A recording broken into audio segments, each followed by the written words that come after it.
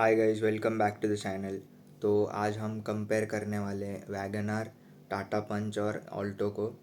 तो ये wagon are और ऑल्टो में तो कंपैरिजन बनता है, लेकिन ऑल्टो आप बोलोगे कहाँ से आ गई बीच में। तो मैंने ये तीनों गाड़ी चला के देखी है, इसके लिए मैं तीनों कार्स को आज कंपेयर करने वाला हूँ। ऑल्टो, टाटा पंच और वैगन आर को। तो ये मैंने तीनों चला लिए।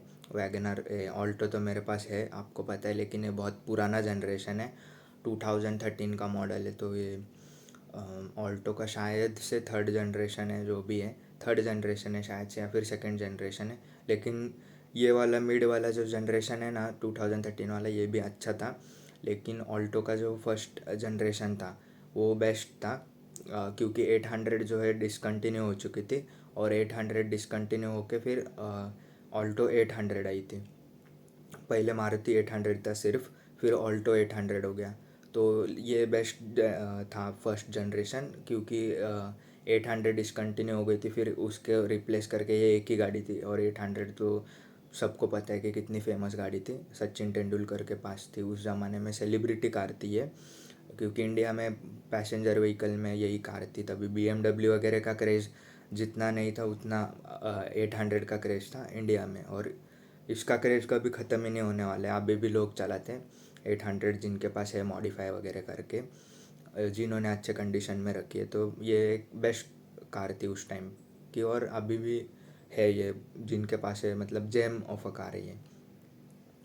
तो उसके बाद फिर ऑल्टो 800 आई, तो वो बेस्ट था। फिर सेकेंड जनरेशन, थर्ड जनरेशन इतना लोगों ने भाव नहीं दिया, क्योंकि फिर K10 आ गई थी, ऑल्टो K10। फिर K10 1000 सीसी का इंजन, वो मस्त था। फिर K10 बहुत साल चली, फिर डिसकंटिन्यू होके ये कार डिसकंटिन्यू हो गई थी, लेकिन अभी इसका फेसलिफ्ट आया है। तो उसको ही हम कंसिडर करेंगे, जो ऑल्टो K10 अभी का जो लेटेस्ट जनरेशन है ना, वो वाला हम कंसिडर करेंगे, क्योंकि वही कार कंपेयर कर सकते हैं हम नए वाले वैगन आर और टाटा पंच से। अगर आप टाटा पंच अगर लेते हो बेस मॉडल, और वैगन आर का बेस मॉडल, तो ये आसपास ही होगा शायद से। लेकिन पंच और वैगन आर में क्या फ़र्क है? K10 जो सॉरी, थोड़ा गला ख़राब है।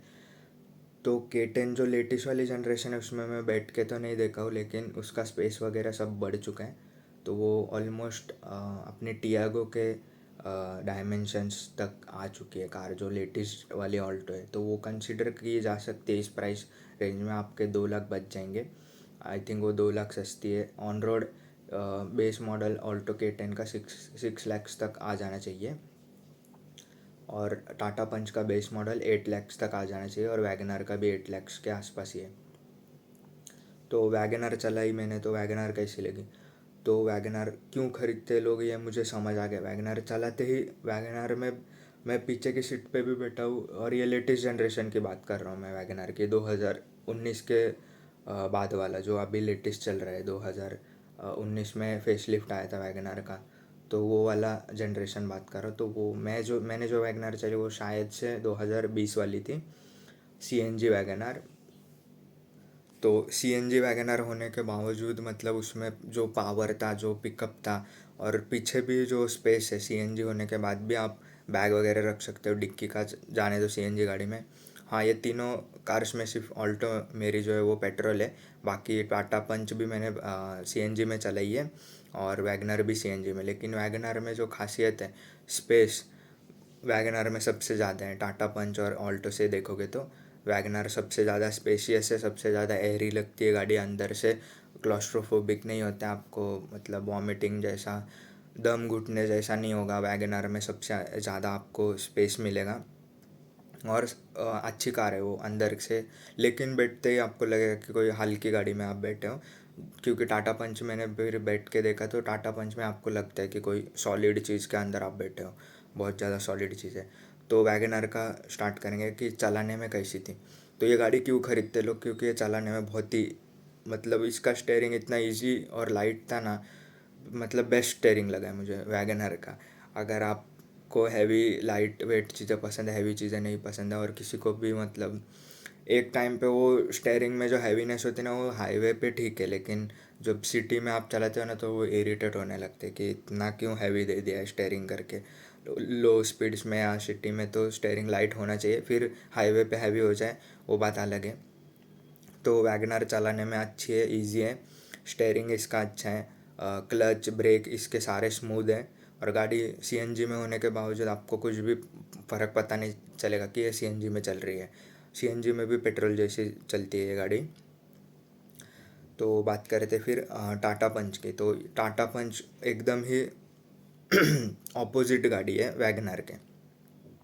जितनी वैगनार में स्पेस है, हल्की गाड़ी है और जो विजिबिलिटी वगैरह अच्छी है, तो टाटा पंच में इसका थोड़ा ऑपोजिट है। विजिबिलिटी टाटा पंच की अच्छी है, आपको बोनट विजिबल हो जाता है। बोनट का जो सीट, ड्राइविंग सीट है, वहाँ से जो कॉर्नर है बोनट का, राइट वाला कॉर्नर, वो आपको विजिबल होगा। लेफ़्ट कॉर्नर नहीं दिखता है लेकिन राइट कॉर्नर दिखता है, तो उससे भी जजमेंट लेना ईजी हो जाता है। तो टाटा पंच में स्टेयरिंग, पहली बात तो वैगनार से बहुत ज़्यादा हैवी है।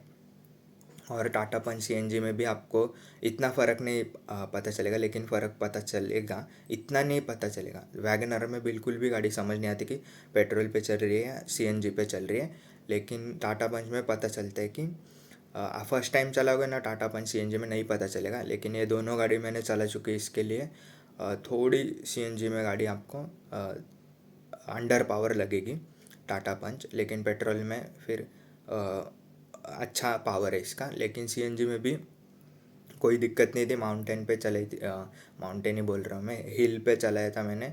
वैली था एक पुणे में, घाट घाट जो बोलते हैं उस पे चलाई है गाड़ी। तो घाट में भी गाड़ी, इसका 1200 सीसी का जो इंजन है वो अच्छा है। सीएनजी में भी गाड़ी चढ़ाई पे आराम से चढ़ जाती है, तो उस सब में कुछ प्रॉब्लम नहीं है। लेकिन वैगनार और जो K10 ये सब पेट्रोल में चलती है उससे, और वैगनार जो सीएनजी में चलती है उससे टाटा पंच सीएनजी में थोड़ी अंडर पावर लग सकती है। या फिर फर्स्ट टाइम जो चलाते हैं उनको कुछ भी फ़र्क नहीं महसूस पड़ेगा। लेकिन स्टेयरिंग का, क्लच का और ब्रेक का ये हार्ड है बहुत ज़्यादा वैगनार से अगर कंपेयर करते हो तो। टाटा पंच का स्टेयरिंग हार्ड है। तो वैगनर क्यों खरीदते लोग? आपको मिडिल क्लास को ये बजट में जो भी कार बाहर है उसको सारी चीज़ें चाहिए होती है, तो सारी चीज़ें आपको सिर्फ़ और सिर्फ वैगनर में ही मिलेगी। ऑल्टो में आप पैसा बचाने के लिए पैसे बचा सकते हो। ऑल्टो भी अच्छी गाड़ी है। तो मेरी वाली तो पुरानी जनरेशन की है, लेकिन इसमें भी हम लोग 5 जन बैठ के जाते हैं, कोई प्रॉब्लम नहीं आती है शॉर्ट डिस्टेंस पे। लेकिन 5 जन कंफर्टेबल तो नहीं है, 4 जन के लिए ऑल्टो कंफर्टेबल है। आप गाँव वगैरह, मतलब एक दिन का तो सफ़र आप आराम से 500 किलोमीटर तो जा सकते हो। 4 जन अगर 5 फुट के है तो 4 जन ऑल्टो में बैठ सकते हैं आराम से। और न्यू वाली जनरेशन में मैं पकड़ के चलता हूँ 5 जन भी आराम से बैठ के जा सकते हैं, क्योंकि उसमें स्पेस भी बढ़ गया है अभी न्यू वाली जनरेशन में। लेकिन कंफर्टेबल ये गाड़ी 4 जन के लिए। पंच में 5 जन आराम से बैठ सकते हैं, 5 फुट वाले। और वैगनर में तो 6 जन भी बैठ जाएंगे 5 फुट के। तो वैगनर में क्यों खरीदते लोग इतना, कि स्पेस भी मिल रहा है आपको चलाने में। ये गाड़ी बहुत अच्छी है, मेंटेनेंस सुजुकी का आपको पता है कैसा रहता है, और सर्विस ये सब सुजुकी का बेस्ट है इसके लिए। तो पंच किन को ख़रीदनी चाहिए?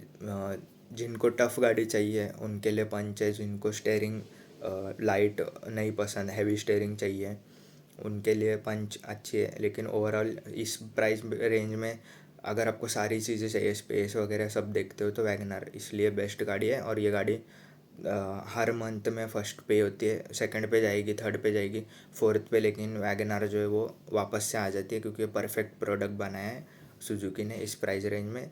मिडिल क्लास को जैसे इस प्राइस पे सब चीज़ें चाहिए होती है, इसमें सब मिल जाता है। पावर है गाड़ी में, लाइट वेट स्टेयरिंग है, सिटी में चला सकते हैं, हाईवे में चला सकते हो, स्पेस है, परफेक्ट गाड़ी है वैगनर इसी वजह से। और K10 जिनका छोटा फैमिली उनके लिए बेस्ट गाड़ी है।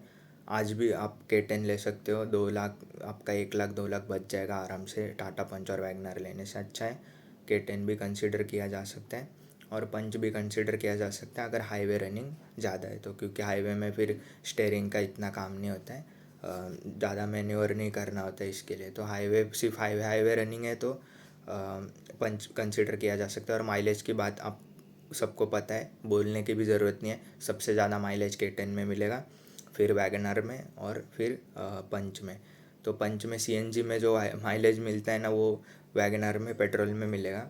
और जो वैगनार में सीएनजी में माइलेज मिलता है ना, वो तो किसी भी गाड़ी में नहीं मिलेगा। 30 का एवरेज दे देती है वो, अगर आपको पता है कैसे चलाना है गाड़ी, माइलेज निकालना आपको आता है तो और कैसे भी चलाओगे तो ऑल्टो तो आपको 20 का एवरेज देगी, कैसे भी चलाओ आप। 20 का एवरेज देती है पुरानी वाली जनरेशन।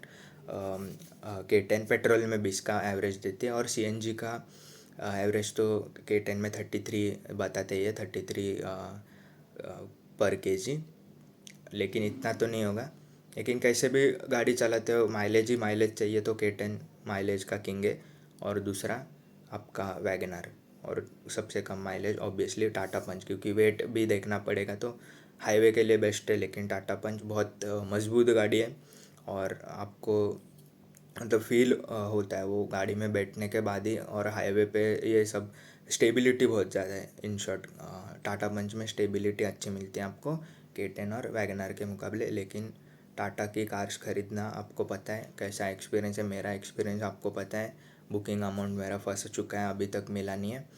और वही टाटा के आफ्टर सेल सर्विस ये सब हेडेक नहीं चाहिए, इसके लिए वैगनार जो है वो फर्स्ट नंबर पे होती है। सुजुकी का ऑब्वियसली कस्टमर सपोर्ट अच्छा है टाटा से। तो वीडियो पसंद आई होगी तो लाइक कर दो और चैनल को सब्सक्राइब कर देना।